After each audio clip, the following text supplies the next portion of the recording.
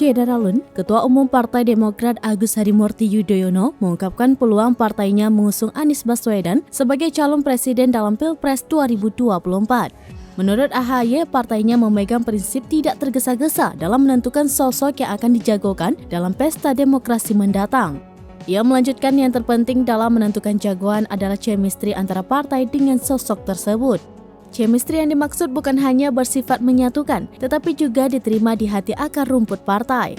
Oleh sebab itu, Demokrat kini lebih fokus menjalin komunikasi intens terlebih dahulu dengan Anies untuk membangun chemistry satu sama lain.